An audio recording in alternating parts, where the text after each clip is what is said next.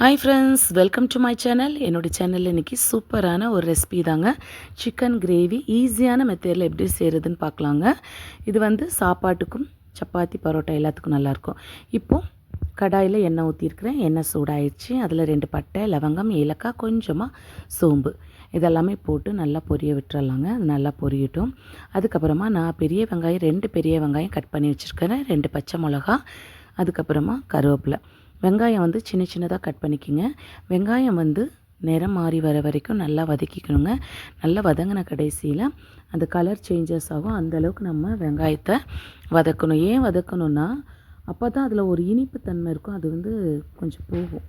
அதுக்கப்புறமா இஞ்சி பூண்டு பேஸ்ட்டு ஒரு 2 ஸ்பூன் சேர்த்திருக்கேங்க. ஃப்ரெஷ்ஷாக அரைச்சது இஞ்சி பூண்டு பேஸ்ட்டு சேர்த்திட்டு அந்த பச்சை வாசம் போகிற வரைக்குமே நல்லா கலந்து கொடுத்துடணும். நல்லா வதக்கிடணுங்க.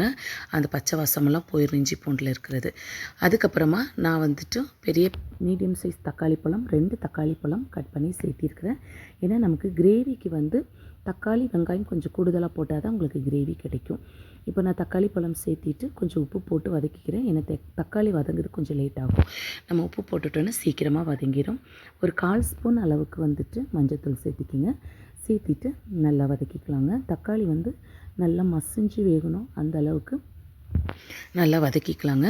இப்போது நான் வந்து காரத்துக்கு ஒரு 1/2 ஸ்பூன் அப்படி மிளகாய்த்தூள், ஒரு 2 ஸ்பூன் அப்படி வந்து சிக்கன் மசாலா, அதுக்கப்புறமா ஒரு 1/2 ஸ்பூன் அப்படி சின்ன ஸ்பூனுக்கு மல்லித்தூள் வந்துட்டு சேர்த்திருக்கிறேன். இதெல்லாம் சேர்த்திட்டு அந்த மசாலா நம்ம வந்து தக்காளி வெங்காயத்தோடையே நல்லா கலந்து கொடுத்துங்க. ஒரு நிமிஷமாவது நல்லா வதக்கணும். அதுக்கப்புறமா தான் நம்ம சிக்கன் சேர்த்தணும். இப்போ நம்ம எடுத்து வச்சுருக்கிற சிக்கனை வந்துட்டு சேர்த்திக்கலாங்க. சிக்கன் சேர்த்திட்டு ஒரு நிமிஷமாவது அந்த மசாலாவோடையே நல்லா பெரட்டணுங்க. கரண்டியை வச்சு நல்லா கலந்து கொடுக்கணும். எல்லா சிக்கன்லையும் நல்ல மசாலா உங்களுக்கு பிடிக்கணும். அதே மாதிரி தண்ணியெல்லாம் எடுத்த உடனே ஊற்றக்கூடாதுங்க. 2 நிமிஷமாவது வதக்கி விட்டுட்டு அந்த மசாலா நல்லா சிக்கனில் பிடிச்ச கடைசியில் தான் உங்களுக்கு கிரேவிக்கு எவ்வளோ வேணுமோ அந்தளவுக்கு நான் வந்து ஒரு 2.5 டம்ளர் தண்ணி ஊற்றிருக்கேங்க, பெரிய டம்ளருக்கு. இப்போ அது வந்து ஒரு 5 நிமிஷம் ஹை ஃப்ளேமில் வச்சு நல்லா சிக்கனை வேக விடணுங்க. நல்லா இப்போ பாருங்கள், ஹை ஃப்ளேமில் வச்சு நல்லா வெந்துருச்சு. இப்போ பாருங்கள், நல்லா மிக்ஸ் பண்ணி விட்டுட்டு கொத்தமல்லி தலையை கொஞ்சம் தூவிட்டு லோ ஃப்ளேமில் வச்சு திருப்பியும் நம்ம வந்துட்டு ஒரு 5 நிமிஷம் குக் பண்ணணும்.